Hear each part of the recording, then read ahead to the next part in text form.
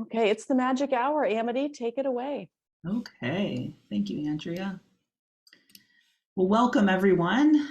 I'm going to start with just a few housekeeping notes.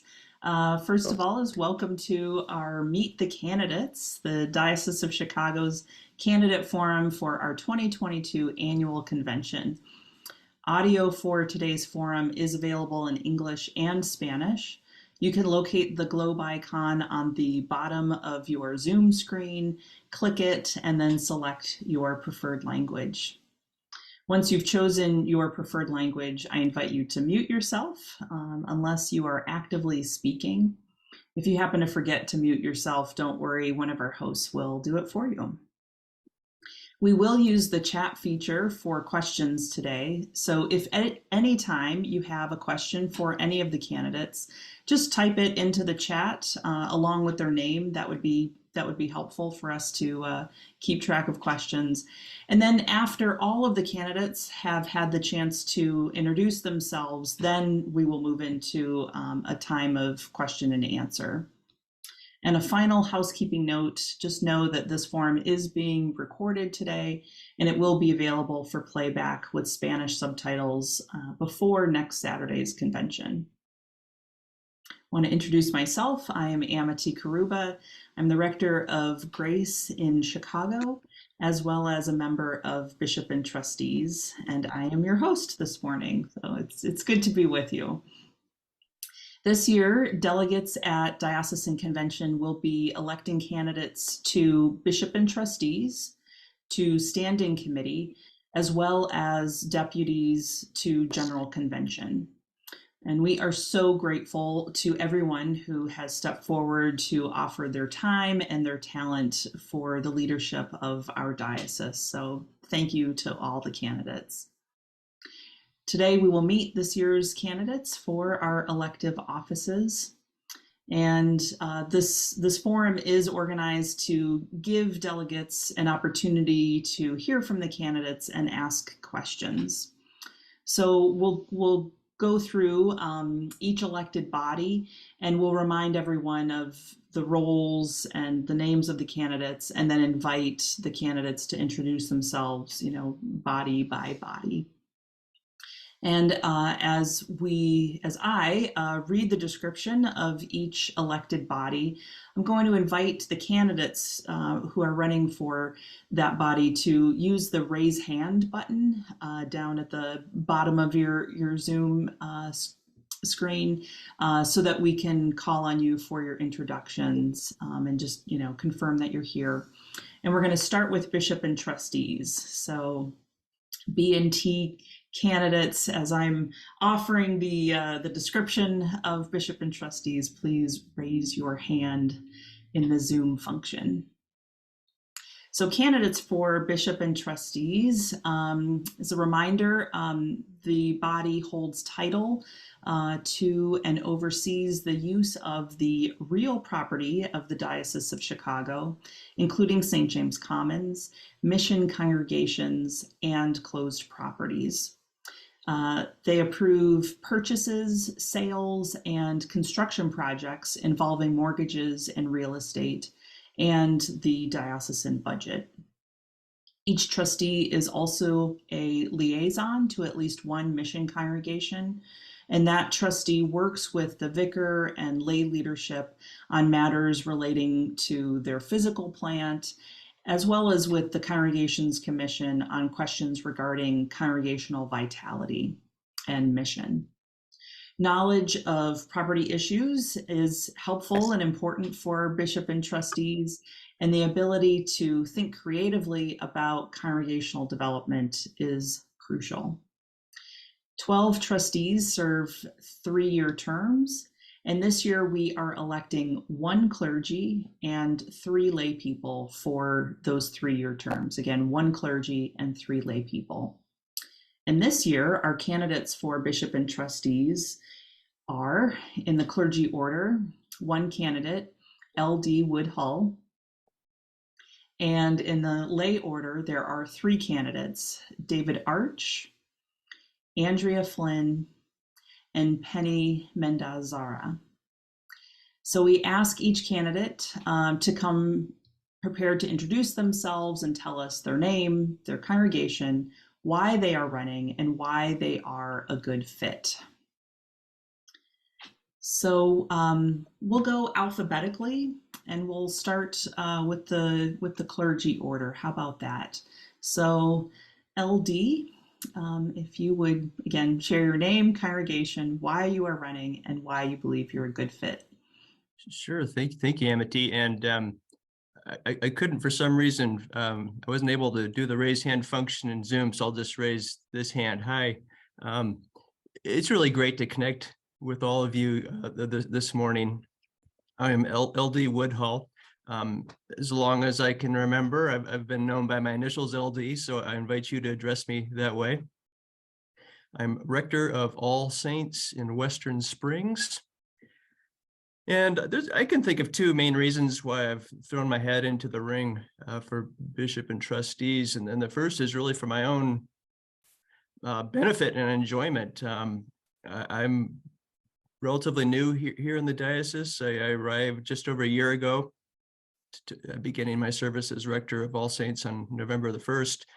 I was barely getting settled in when the Omicron surge of COVID hit. And as a result, there's been very few gatherings in person. And I found it really very difficult to connect with and get acquainted with people of the diocese, especially my clergy colleagues and lay leaders, which is a part of ministry that has always been really important to me. So I really miss that, and I see being a member of Bishop and Trustees as a way to get connected with the rest of the diocese, my fellow leaders, our new bishop, and to feel a part of things. So I'm hopeful that will help me with that. And so, but if that's a kind of a self-interested or a self-centered reason, there's also an element of responsibility. I've always taken very seriously that part of the examination and the ordination service where the new priest is asked to take her or his share in the councils of the church. And the way that I've chosen to live that out is always to try to be involved in at least one diocesan ministry or diocese-wide leadership role whenever possible. And it's been very meaningful to me, and something that for me is a responsibility of mine as a priest in the church. As for why I'm a good fit, first and foremost, I will draw on my 30 plus years of ministry in the church, first as a layperson and as a vestry member, and now for the last coming up on 23 years as an ordained person, in which I've served in several dioceses and different kinds of contexts, from small, not very well resourced missions to larger urban parishes. I've also served, I've taken some time away from parish ministry to do as an entrepreneur in the solar energy business. We're doing supply work at the same time. So a lot of different varied roles in the church. I've had an opportunity to engage with questions of property and buildings from the church side, from renovating and reconfiguring buildings to sales of property from the congregation side, and so bring that experience to B&T. Served as a trustee of a large Episcopal school with a $25 million annual operating budget, so we'll bring that trustee experience to bear.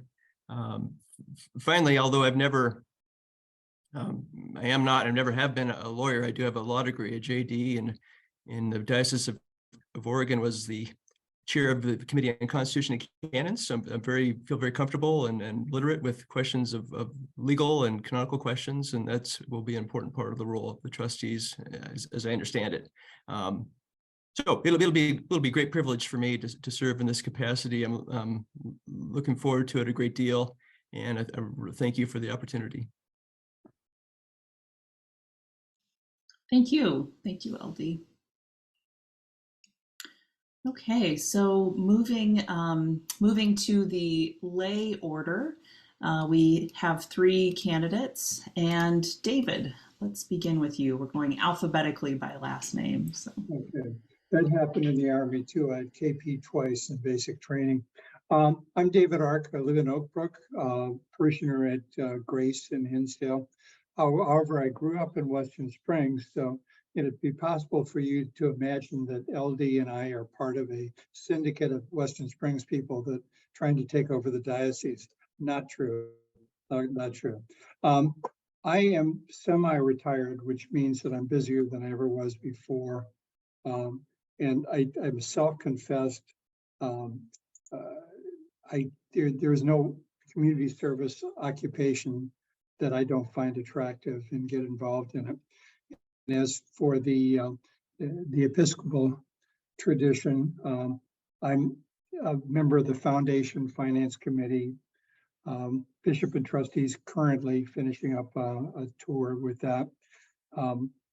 Also with Episcopal Charities, but the job I like best is the president of the Sandwich Board at Trinity Aurora. And I used to love greeting people when they would come in to have meals with us. And I took really developed an appreciation of people that are struggling with religion. That certainly is the case there. Moving on to my qualifications or lack thereof, I want to say that what Amity recited as far as the duties of B&T represent quite a job for the individuals in this group. And I'm surrounded by people that have really good qualifications and good activities within this area. I'm still learning. I don't know if I was in a partial role or a complete role, but it seems like only a couple of years that I participated on this. And what I am finding about this is that there is a balance in B&T between the realities of the capital facilities, which we're responsible for maintaining on behalf of the diocese, and then also the attitudes and usage of the church community to their facilities that we're dealing with. And that's a difficult balance, and we go through that virtually one or two times every meeting that we have. Some things are quite obvious. Some things require an appreciative understanding of the people involved, as well as the facilities themselves. I relish the opportunity to learn. I never passed up that kind of a thing, and I would hope to do a good job and become more competent as I move into another term on bishops and trustees. That's it. Great. Thank you, David. And now, Andrea, your turn. Good morning, everyone. Thank you for the opportunity to serve on B&T. I am currently a member of St. Edmund's Episcopal Church in Chicago, and I'm also currently a member of Bishop and Trustees. And I'm interested in being re-elected. I've enjoyed the opportunity to serve on B&T. I enjoy working with the members, but I also understand that the importance of B&T in improving and working to maintain the vitality of parishes and congregations, and caring for the people of those congregations, and caring for the diocesan assets, including the properties that are used by missions, and also those that have been closed properties, and using those funds to finance diocesan activities and finance new ministries in the diocese. And I also have enjoyed working with diverse parishes, and I think that I, as a diverse candidate, bring a different perspective as well. I'm currently working risk management and eminent attorney, and so I have that experience working with legal documents, being able to balance the risk, and I know that we currently have a lot of action items that are very important, and understanding and balancing the risk of those are very important to serving on this committee. And so I'd be very humbled if I could serve. I currently am also the junior warden at St. Edmunds, so I have quite a bit of experience working with properties and facilities and real estate, and also a board member of St. Edmunds Redevelopment Corporation. So I thank you for the opportunity if I'm re-elected to serve again on B&T. Thank you. Thank you, Andrea. And I believe that our last lay candidate for B&T, Penny, is having problems with her Wi-Fi. Just trying to see, Penny, are you with us? I think she dropped, so unfortunately we won't be hearing from Penny at this time. I do want to remind everyone that you can put questions for any of the candidates into the chat. And if you do type in a question, please remember to include the candidate's name with your question. And that's true now and throughout our whole time together this morning.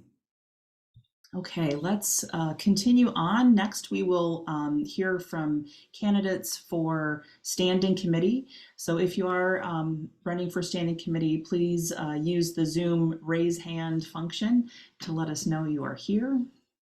And let me just remind us again that the Standing Committee of the Diocese of Chicago is a council of advice for the bishop. The Standing Committee is elected by representatives from every congregation throughout the diocese at convention. And every Episcopal diocese has a Standing Committee with the responsibilities assigned by the canons of the Episcopal Church. A majority of the standing committees of all dioceses have to consent when any diocese elects a new bishop. And if a diocese does not have a bishop, the standing committee has the authority to make certain decisions on behalf of the diocese. Also, to be ordained a deacon or a priest in the Episcopal Church, the approval of the standing committee of that diocese is required. So in the Diocese of Chicago, the Standing Committee works closely with the Commission on Ministry from the time a person is nominated for ordination by their congregation. And the Standing Committee is also legally required to approve decisions about any clergy leaving the Episcopal Church for any cause. Here in the Diocese of Chicago, a few special customs and provisions apply to the president of the Standing Committee. The president is elected by members of the Standing Committee. For example, she or he is automatically a member of the Diocesan Endowment Fund Board. This year, we are electing one clergy person and one lay person, each for a 3-year term. And the candidates for standing committee are in the clergy order. We have 3 candidates, making this a contested election. And our 3 candidates are Daphne Cody, Jonathan Thomas, and Scott Zaucha. In the lay order, there is 1 candidate, Gerald Ford. So again, we will start with the clergy order. We'll go alphabetically by last name. And so we'll ask each of our candidates to introduce themselves with their name, congregation, why they are running, and why they are a good fit. And Daphne, we will begin with you. And remember to unmute yourself, Daphne.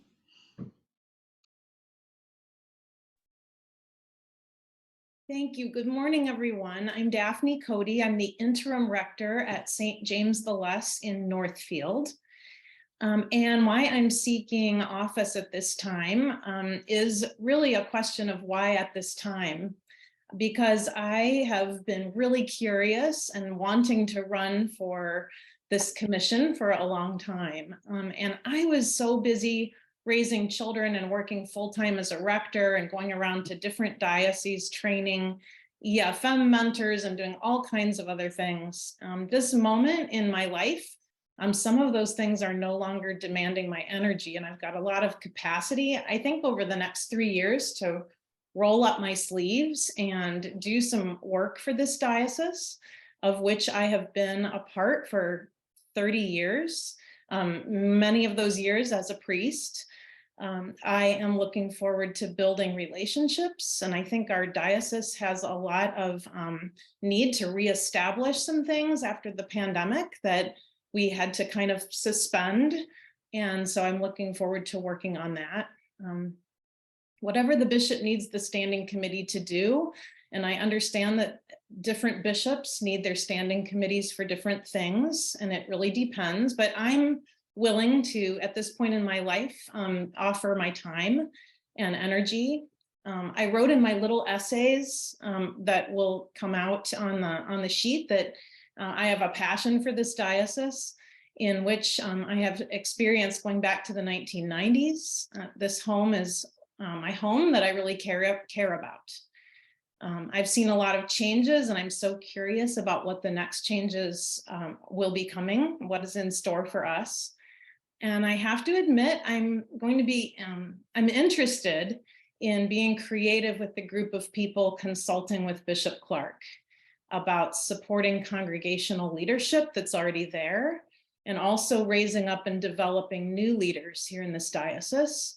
I know there's a consent role with standing committees, so also I understand that there's a part in playing raising up Episcopal leadership around the church. But I think I'm most interested in the work of raising up leadership in this diocese. Thank you, Daphne. All right, Jonathan, over to you. I'm Jonathan Thomas. I'm the co-rector of St. Paul's in Peoria. I'm running for standing committee because I think for a diocese this size, we have a rather small standing committee. There's 6 members who together represent 5 of our 10 deaneries. And I think we need to work hard to hear the voices of people all across our diocese, particularly with a new bishop coming in. To be effective council, we need all of the voices across a diverse diocese represented and brought to the table.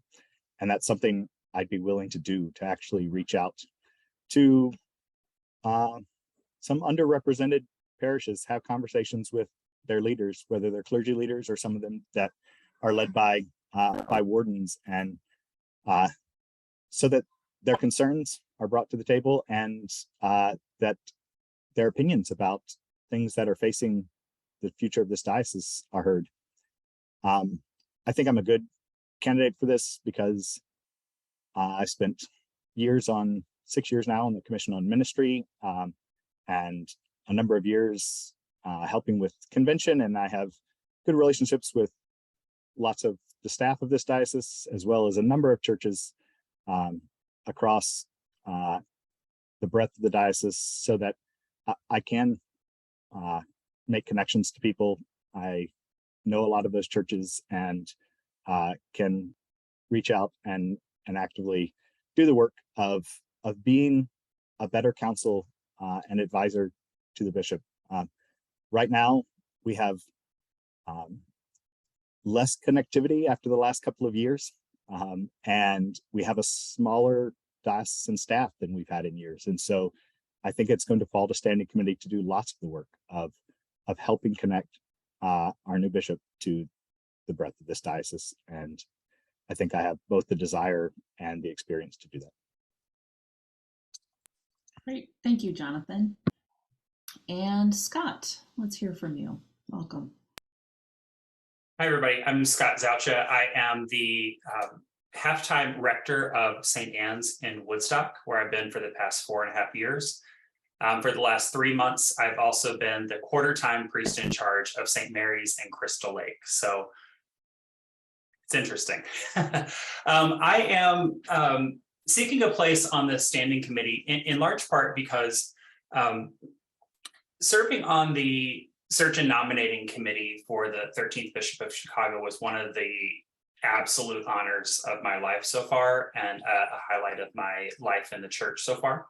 And I see this as a way of extending that ministry as a part of a support network for Bishop Clark in the early years of her tenure, assisting the bishop, providing the bishop with anything that she might need. I also am putting my name forward for standing committee because I think I bring something of a unique perspective. Like I said, I've been working with 2 different churches now for all of 3 months. So I am in no way an expert, but I am in a situation, my congregations are in a situation that more and more of our churches will find themselves in the years to come. And I think that provides an interesting perspective, an interesting voice to be present on the standing committee. It was said earlier that a diverse representation from across the diocese is important, and I think that is certainly important. I also, in my service in the church outside the parish, I've tended to focus on campus ministries, serving on the board of Northwestern's campus ministry and now Grace Place campus ministry in DeKalb. Before this, I worked with Episcopal Charities, working for Episcopal Service Corps and serving on that national board. So I have a demonstrated passion for young adult ministry, and one can never be an expert in working with young adults because I just keep getting older, and the young adults are different every generation, different every couple of years. But I think that maintaining a connection and amplifying voices from that sector of our diocese are important in the years to come. We have a lot ahead of us in the years to come, many, many changes, some of them exciting, some of them scary. And I think being a support, a voice on this committee is something that I feel called to at this time. And I think my unique experiences in the church provide me with a voice that could be helpful in some way, some small way in the years to come. Thank you. Thank you, Scott. Let's see, is Gerald, those are our three candidates for the clergy order. And then in the lay order, we have one candidate, Gerald Floyd. And Gerald, are you here today? I don't see Gerald, so. Okay, so we will move on. I just again want to remind you that you may put a question for any of the candidates into the chat at any time. And again, a reminder, if you do put a question in, please include the candidate's name with your question. Now we will move on to deputies to General Convention. I would like to ask the candidates to use the raise hand function in Zoom to let us know you're here, while I remind the rest of us that the work of General Convention is carried out by deputies and bishops that are representing their respective dioceses throughout the church. This triennial meeting, during this triennial meeting, deputies and bishops meet each day and consider a wide range of matters that are important to the ongoing life of the church. The 81st General Convention will be held in July of 2024 in Louisville, Kentucky. This year we have 4 clerical and 4 lay deputies will be elected to represent our diocese at the 2024 General Convention. In addition, up to 4 clerical and 4 lay alternate deputies may also be elected. And from that pool of alternate deputies, the bishop can designate one or more, as the case may require, to supply any vacancies which may occur in the representation of the diocese. In the clergy order this year, we have 5 candidates. 4 will be elected as deputies and 1 as an alternate deputy. The clergy candidates are M.E. Eccles, Jeremy Froyen, Fran Holliday, Andrea Meissen, and Jennifer Replogle. In the lay order, we have 3 candidates, Ellen Lindeen, Louisa McKelliston, and Crystal Plummer. So again, to all the candidates, I will ask you to introduce yourselves, share your name, your congregation, why you are running, and why you are a good fit. And once again, we will start with the clergy order and we will go alphabetically by last name. And so that means that M.E., I invite you to introduce yourself. Thanks, Amity. I'm M.E. Eccles. I'm the 3/4 time rector at St. Martin's in Des Plaines. I am a general convention geek. We're a weird breed who love the canons, who love the people of the church, and who love meetings. My spouse would rather do anything than go to general convention. But the reason why I think I'm a good fit is this is a truncated, usually there's 3 years between conventions, with needing to postpone the 80th general convention. We're in a much tighter frame in 2 years. I was part of committees that did work and am currently on executive council. So having the honor of representing the Diocese of Chicago last time, I would like to put myself forward, since kind of in the work already, to go forward to the 81st. Thanks. Great, thank you. All right, Jeremy. Good morning. Yeah, welcome. Good morning. So I'm Jeremy Froyen. I'm the rector at St. John the Evangelist in Flossmoor.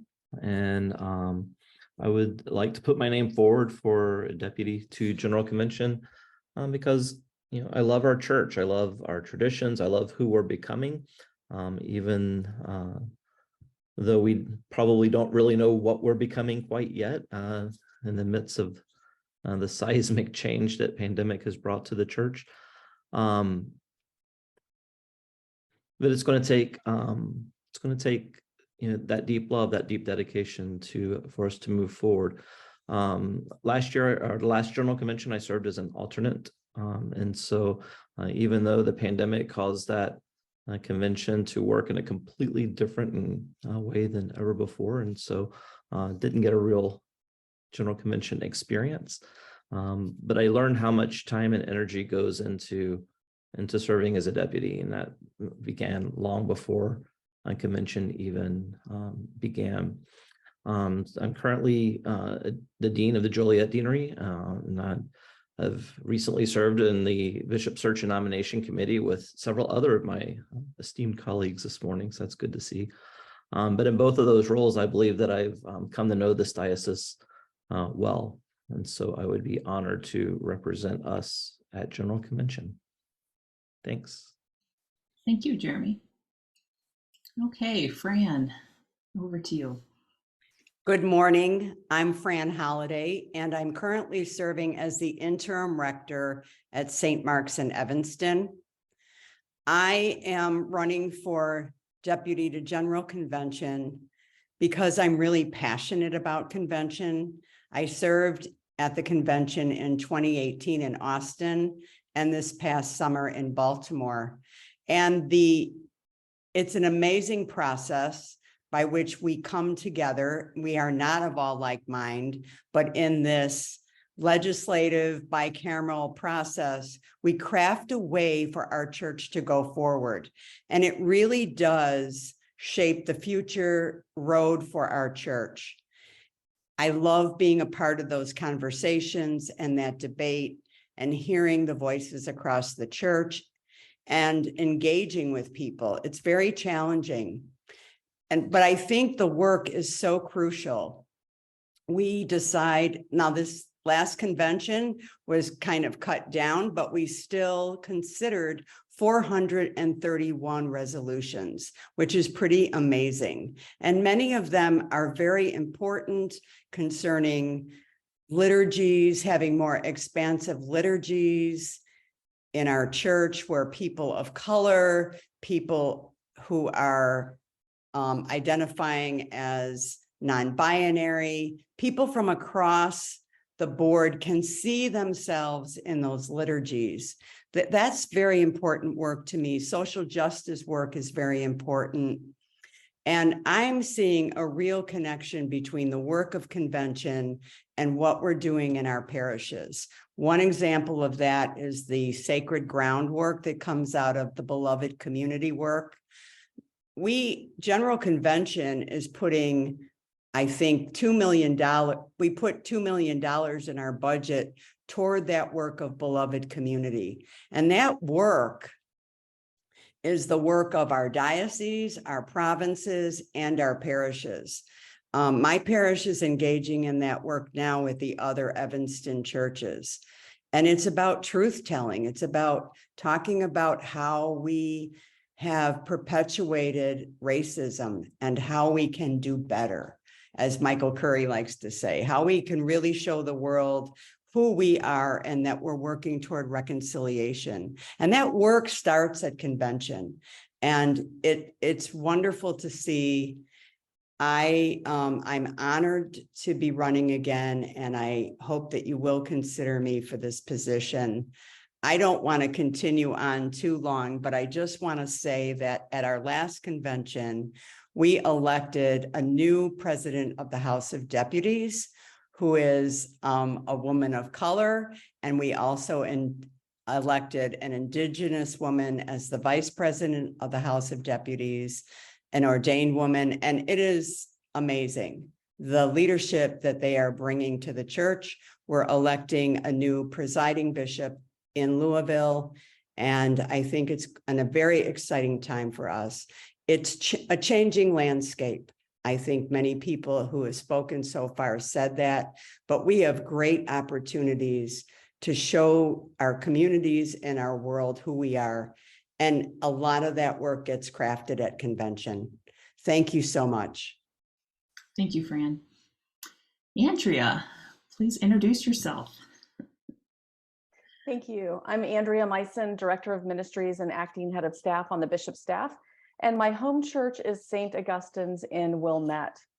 While I probably don't quite hit ME's level of geekiness on convention, I don't think that any of us can, I will tell you that I'm fascinated by and really appreciative of the legislative process we use, how we do our work as a wider church, and General Convention is the apex of all that work. This is such a crucial time for us as a denomination as we continue to unpack what is our focus, where is God beckoning us, especially around issues of justice and equality, which has broad application, and looking at how we allocate very limited resources for that work. I mean, basically take what we do at a diocesan level and put it on steroids, and you've got General Convention trying to do that across the denomination. I'm really fascinated by and interested in those conversations. I'm also really passionate about how do we take the work we do in that triennial gathering and how do we equip our congregations for this? How do we equip lay and ordained leaders to effectively do the work on the ground that we believe God is calling us to do? All of this intersects together. Convention's the place where we pray, discern, and talk about how we will become the church we believe God is inviting us to become. And I want to be part of that conversation. I believe my work at in a parish for a decade before coming on bishop staff, as well as diocesan and wider church level, those different avenues give me a broad lens to engage the work. I served as a deputy for the first time this past summer, and I would be honored to have an opportunity to serve one more time for the Diocese of Chicago. Thank you. Thank you, Andrea. And Jenny, your turn. Good morning. It's good to see all of you today. I am also really passionate about the legislation and work that we do at General Convention. I've always been a little bit of a church nerd and really interested in this. I do think the most important work that we do goes on at the congregational level, but so much of what we do at General Convention affects what happens at the congregational level, from our liturgy to our structures. And I think, as we all know, especially following the pandemic, our structures need some reimagining and some work. And so that a lot of that work is able to go on at General Convention. And it's really important to happen at General Convention because, like Fran mentioned, the breadth of voices that are there are important as we both get new creative ideas, but also make sure that we're meeting everyone's needs as we do that work. I served as a deputy in 2018, And as a first-time deputy, I was on a committee. I was on the Rules Committee, which for those of us that were new to General Convention, it's not very often that first-time deputies are put on, but once you're on a committee, you usually continue to get committee appointments, which is really important for our diocese to be represented in those committees that are doing a lot of the work between conventions and doing the work of appointing what goes to the floor in the legislative process. As a member of the Rules Committee, I was really excited to be part of changing the rules to allow parents with infants to be able to serve and take part in General Convention. I was one of those at that time. And before that, women or parents couldn't feed their child on the floor at convention, even a newborn. And that came up, and it only comes up because there's people there who represent that demographic. And if we don't have folks representing those demographics, then the rules don't change, and we don't make sure that everyone can actually take part in this legislative process, that we can all live at our calls, the different calls that we have to take both what's been said, to take part in the councils of the church, but also to our families and to who we are outside of the church as well. And it's really important, I think, that we make sure that these voices are heard. We also streamlined the process for the House of Deputies to approve the presiding bishop that year, which will come up this year. And so it was really fun to get to be on that committee and see even how they had an effect. And then probably the most important reason I would really ask you to consider me is because I think that it's really important that we represent more of our deaneries. I think this has been said by a few folks, but we largely have a Chicagoland deputation for the last few years. I'm in the former Diocese of Quincy and the Peoria Deanery. And I think places in small cities and rural folks, we talk a lot about rural, but we don't talk as much in our diocese about small cities. And that those of us from out here need to have a voice as well. As the chair or the co-chair of the last Bishop Search Committee, I did a lot of listening to folks all over our diocese. And there's a lot of voices out there that really need to be heard and represented at the General Convention level. So I hope that you will consider me for deputy as well. Thanks. Thank you, Jenny. Okay, now let's meet our candidates in the lay order. This year we have 3 candidates: Ellen Lindeen, Louisa McKelliston, and Crystal Plummer. I do want to note that Louisa is not able to join us this morning. She is currently in a meeting serving in her capacity as a General Convention deputy and the, yes, so I'll leave it there or else I'll make a mistake in my description. So again, going alphabetically by last name, Ellen, I invite you to introduce yourself. Thank you, Amity. My name is Ellen Lindeen, and I'm a member of St. Michael's Barrington for over, I think, 33 years. And I'm currently the chair of our parish Peace and Justice Committee, which I founded, as well as just most recently elected chair of the Peace and Justice Diocesan Committee. I'm a lifelong Episcopalian. I think growing up in the church has directed almost all my life choices. I've endeavored to live my life out by the baptismal covenant, to strive for justice and peace among all people and respect the dignity of every human being. I'm a retired college professor of composition, Shakespeare, peace studies, and human rights. I've served as a diocesan convention delegate for my church for the last 7 years. And I'm a trained catechist, and I taught in that program at my church for 15 years. And in 2020 and 2021, I was selected by Presiding Bishop Michael Curry to represent the Episcopal Church at the United Nations Convention on the Status of Women. Currently, I'm in my 2nd year of EFM. I'm running for this position because I've done work on the parish, diocesan, and province level, and I feel ready to contribute on the national level. As a lifelong educator, I constantly want to learn and grow. although I feel like our church is struggling very much post-COVID, but also reckoning with our many and deep sins of our complicity in all kinds of horrific situations, I still think the church is the key to redemption and just making the world a better place to live in for all. I think we need to just forever work towards beloved community, and I want to help. I have been part of the sponsorship of many resolutions in the last decade as part of the Peace and Justice Committee. And I really appreciate this opportunity to run, and I hope you will consider my candidacy, and it would be an honor to represent our diocese at General Convention. Thank you. Thank you, Ellen. And Crystal, please introduce yourself. Good morning, everyone. Oops, sorry, I have to admit someone from the waiting room. Okay. Good morning, I'm Crystal Plummer. I am a parishioner at St. Paul and the Redeemer in Chicago, and I also serve on the bishop's staff.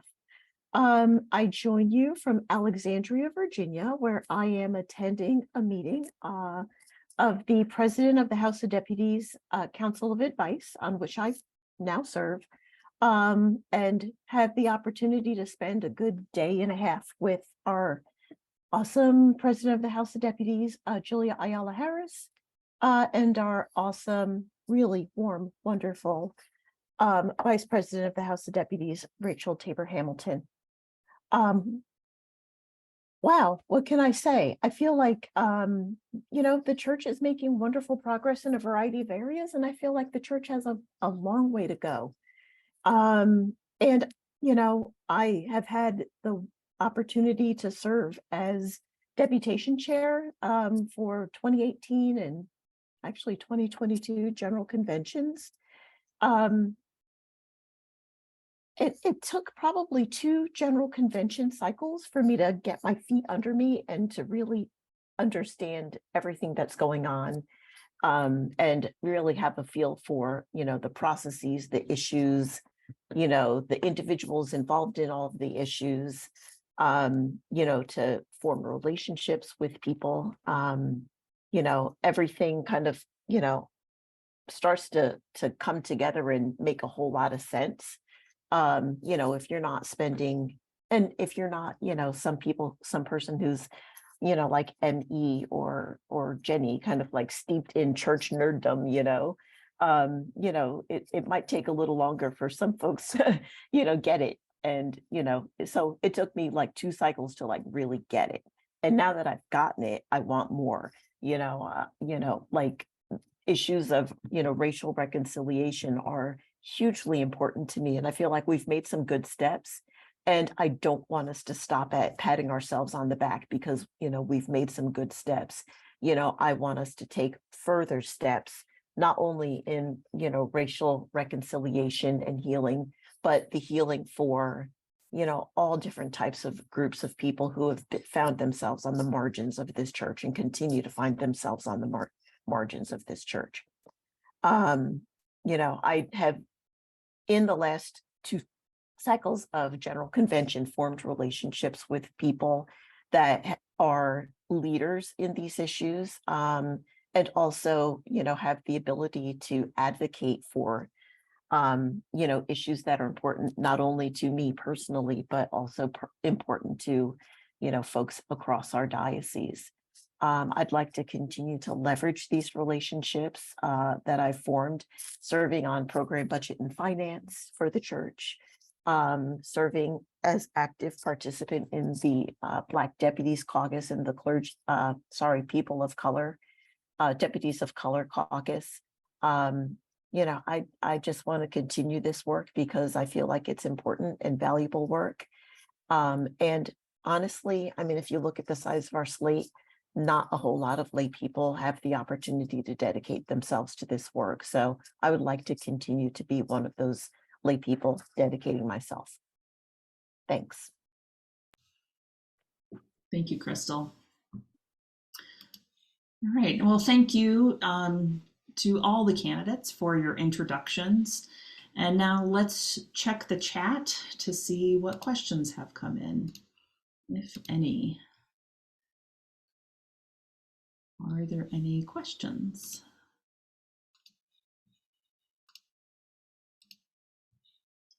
I'm not seeing any questions from the floor, from the people. Okay, if not, then friends, I think we've reached the end of our time together. There's actually one that just popped in. One. Okay, great. Thank you. See, I was just talking to fill some time. Okay, so William from Naperville asks, the 3 clergy running for the standing committee, what do you believe is the reason for the decline in congregational participation, and what should be our strategy for changing this trend? So again, this is a question for Daphne, for Jonathan, and for Scott. And let's just keep going in that order, alphabetical by last name. How about that? So Daphne, there you are. Yep. It's such a tough question because there's the post-COVID, everybody's tired, everybody's bewildered and kind of post-traumatized part of the answer to that. And in terms of like what is happening right now, and what people say that maybe the pandemic only accelerated what was already a trend. And so I think the trend has been going on a long time in terms of any kind of institutional participation. It's not just the church, it's a lot of different institutions in our society, and of which the church is a part. When I talk to parishioners, and I'm serving as an interim right now, and I served as an interim before and a rector before that, in each of these different parishes, people are dedicated and love their church. It's just that they seem to not be able to put it as a priority or be able to come. And I think that one possibility, I don't know, but one possibility is that God is inviting us to new ways of gathering, new ways of being church. And it's going to be a lot of work to figure that out. And I'm excited. This is the kind of thing that keeps me up at night, not worrying so much as trying to think about creative ways to do things differently. And look at us this morning on Zoom. We would not have been able to do this. We wouldn't have had the technology or the capacity or even the interest in gathering in this new way. So, I think that there's a lot of work to do to try to figure out how we can gather people and meet the needs that will engage people. And I think we need to trust God, that God is doing something maybe new with us. Thank you, Daphne. And Jonathan. I think there are a number of things that have led to the decline. Some of it's just attending church as a habit, and people got out of patterns the last couple of years. I think people are still more tired than they want to even admit to themselves sometimes. I also think there's a lot of emotional trauma, a lot of mourning going on. And I think sometimes our churches either remind people of that, they show up to church and they realize what's missing, the people who used to sit next to them in the pew, or it's not as vibrant as it once was, or they're worried that a church will be an additional place of conflict and they've had enough of it. So I think there's a lot of, I think it's a multi-pronged approach to stemming that.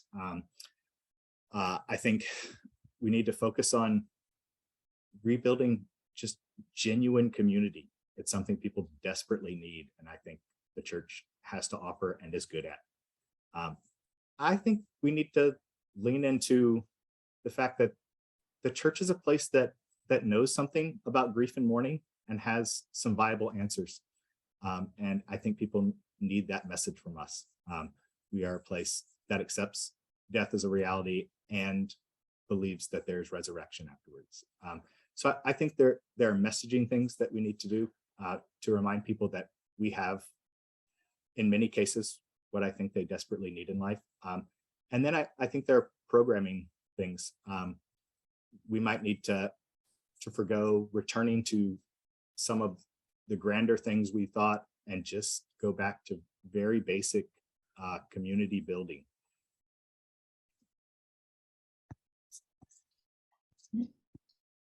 Thank you, Jonathan. And Scott. Yeah, I think as it's been said, there's probably a myriad of there are myriad reasons for the decline in congregational participation. I remember I've been ordained for 4.5 years, so I'm probably the least tenured of the three clergy. Just to acknowledge that. But when I was in my ordination process just a couple of years ago, I was asked, there's a steep decline in congregations in the size of the Episcopal Church, and what do you think your career is going to be like, your ministry in the church is going to be like over the next 10, 20, 30 years? And my answer was essentially, I don't know, but I believe there is a future, right? I don't know what it will look like, but I believe there is a future. Otherwise, I wouldn't be wasting your time and mine. But we're in a difficult place, and I can only speak, since I've only been at St. Mary's for a couple of months.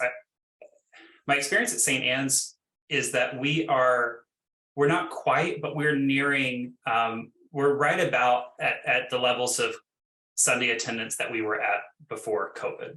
We're getting back to our attendance where we were before COVID. And to the degree that we've been successful in that, I think it is by cultivating community with one another, joyful worship, proclamation of Jesus, the simple, the good old fashioned simple things, right? A church potluck, gathering for food. Now, not everybody can gather in person, and so we are being mindful, and we do have people that are live streaming our services, but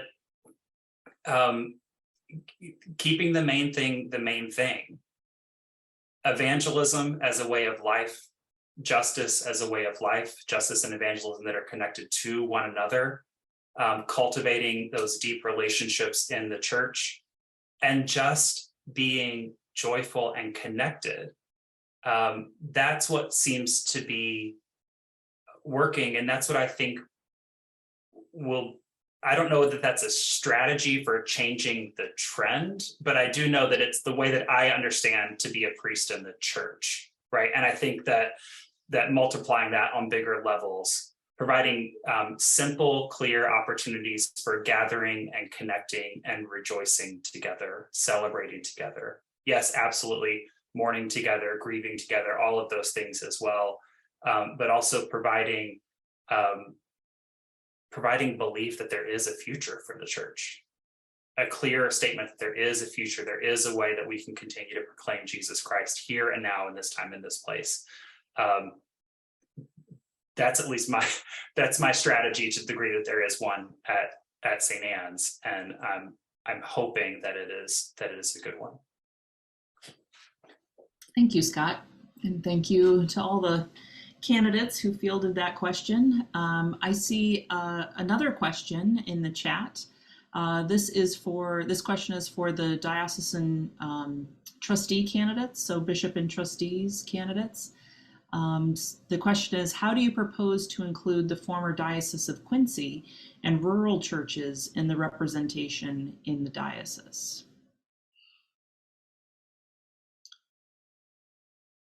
And let's see, LD, let's start with you. Sure, thank you. I was starting to type an answer to Lee's good question. Thank you, Lee, for that question. And I'll be very frank. I haven't been around that long, and it's been during COVID, so I don't know the diocese that well yet.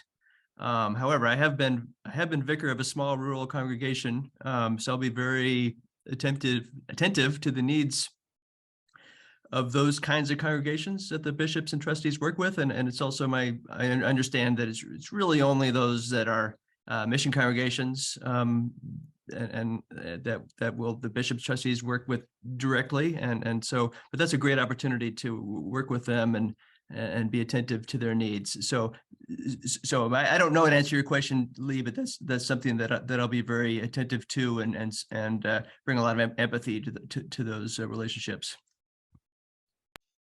Great, thank you, LD.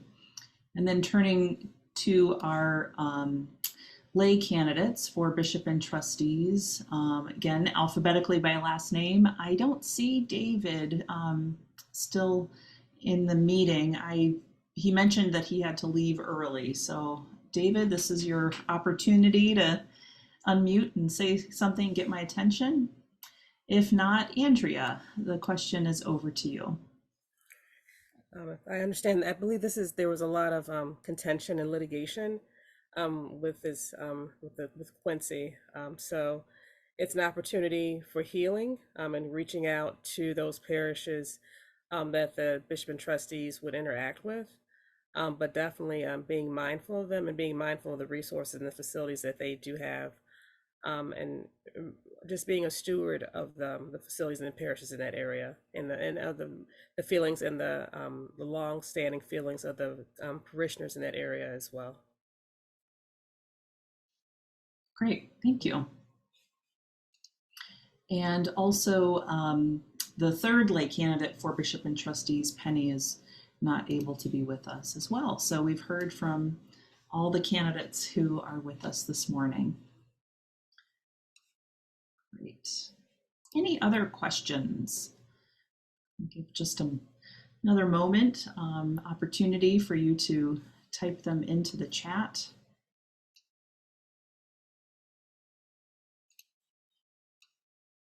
If not, then I think we've reached the end of our time together this morning. Before we adjourn, we have a few reminders for voting delegates at convention next Saturday.